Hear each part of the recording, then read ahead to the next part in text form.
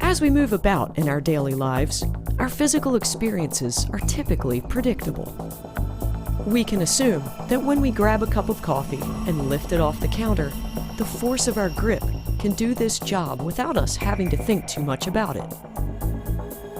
Of course, the unexpected can occur. But even then, our actions produce predictable results that can be described by using the same set of classical physical laws that Isaac Newton calculated centuries ago.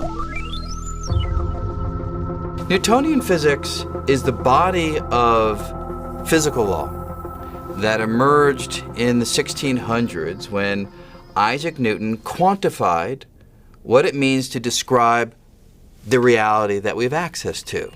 Objects have positions, they have speeds, and they're acted upon by forces.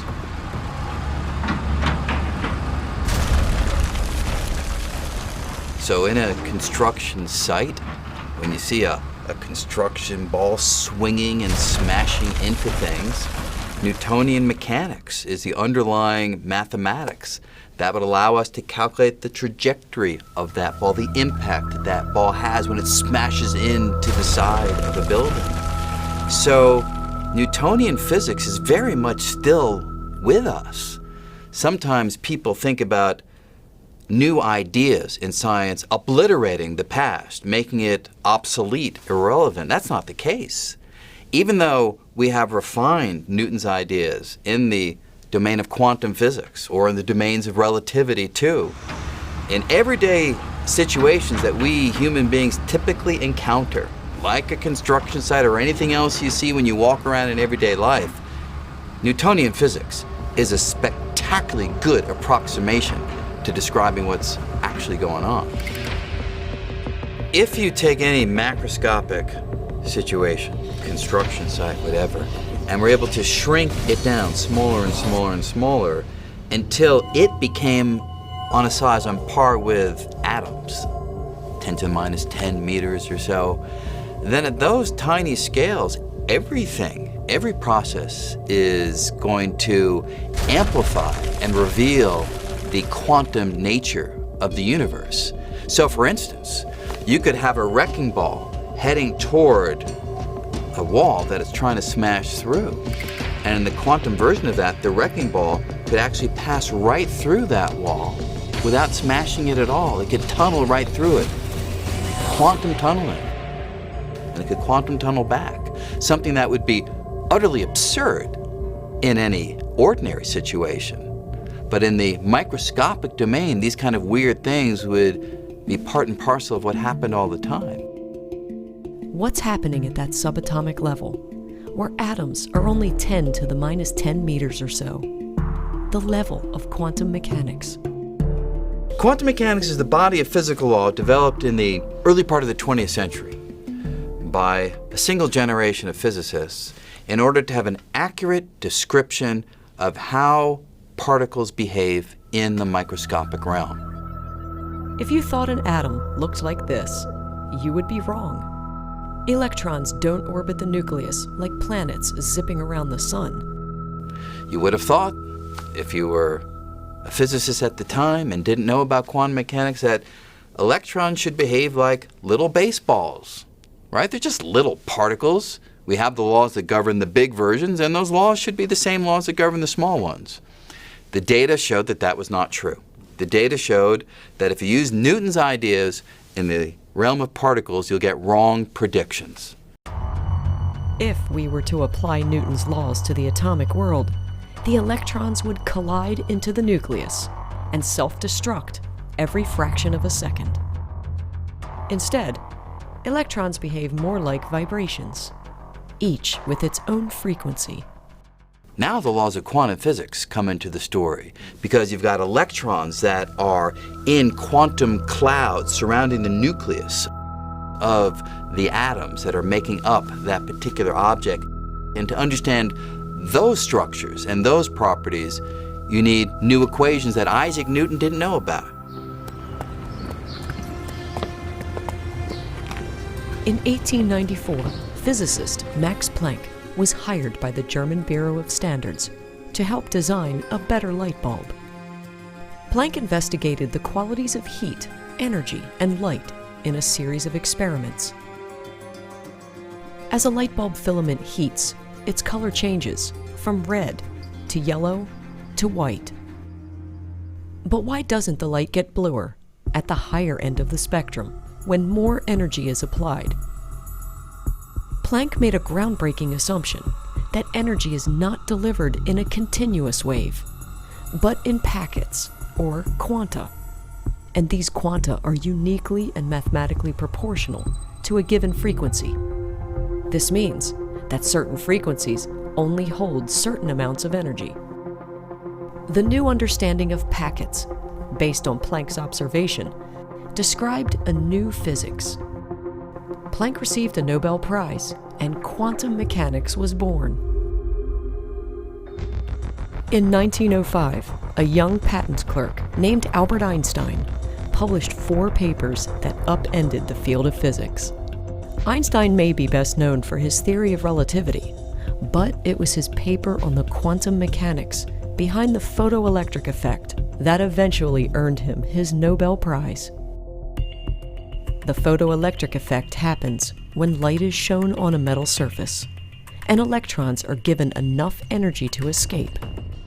So, using Planck's formula, Einstein proposed that only certain wavelengths can carry enough energy to release electrons, regardless of how intense the light is. Therefore, light energy is emitted in wave packets, or photons. But can a single photon of light also be a wave? The double-slit science experiment shows us how. In one single experiment, the double-slit experiment, you can see the heart of quantum mechanics laid bare.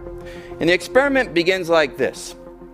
We have a barrier with 2 openings. It's called the double slit.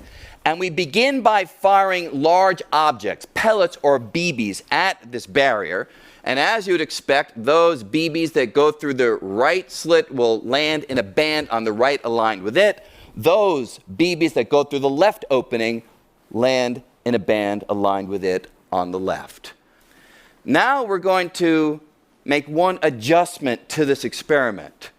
We're going to take those projectiles, those little pellets or BBs, and we're going to dial down their size, making them smaller and smaller and smaller until they are as tiny as little particles, electrons.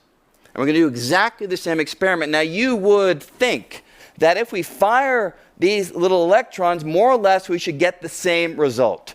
Those electrons that go through the right slit land on the right in that band. Those that go through the left land in that band on the left side. But the thing is, if you do this experiment, this is not what happens. Instead, if you actually do this experiment, what you find is data that looks like this. Not just 2 bands aligned with the 2 openings. Instead, you get a whole series of bands. This is the heart of a revolution. And the key comes from another area of science called waves, right? If you are by a pond and you have 2 pebbles and you throw one pebble into the pond, you know what will happen. Pebble hits the water and it sends out these concentric ripples that spread outward. If you throw the other pebble in, you know what will happen. The exact same thing. Concentric ripples will be sent outwards. But if you are a careful observer and you throw both of these pebbles in and you look at what happens when the waves crisscross, you'll find something interesting. There are locations where the peak of both of the waves combine to make the water a little bit higher. There are other locations where the trough of each wave cross to make the depth of the water a little lower. But there are other locations where the peak of one wave crosses the trough of another, canceling each other out. At those locations, the water is not moving at all. The waves have interfered and canceled each other out. imagine you throw in these pebbles, one on the right side, we throw in another one on the left, and where the waves are crisscrossing, there are locations where the waves are canceling each other out, and you can begin to see those coming into view here, the dark areas. Exactly the same kind of data that emerged in the little experiment where I was firing electrons at the two openings. So if you go back to the double slit experiment, the idea is now think of the electron as a wave. Like a water wave, it can crisscross on its way to the back screen. Locations where the wave cancels each other out, the dark regions are locations where you will find very few particles. Bright regions are where you will find the electron many times. So this is the core of the new idea. It's telling us that the world consists of waves of probabilities.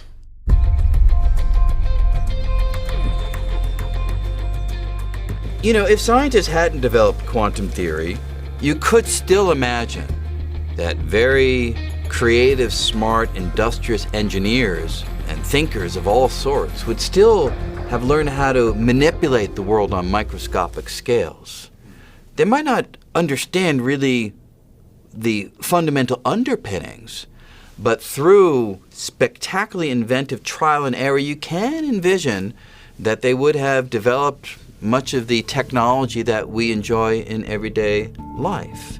Cell phones and computers and all sorts of objects which rely on integrated circuits that we understand well because we have grasped the quantum laws. But what we'd be missing in a real vital way is the deep theoretical underpinnings of everything we see in the world around us. And that would be a huge loss. Einstein and Planck may have opened the door, but it took another generation of physicists to dive deeper into the quantum world. The uncertainty principle of Heisenberg was really a sharp turning point in the historical development of quantum mechanics. Quantum mechanics revolutionized physics, but not without controversy. Find out who wins, who loses, and why reality might be stranger than you ever thought possible.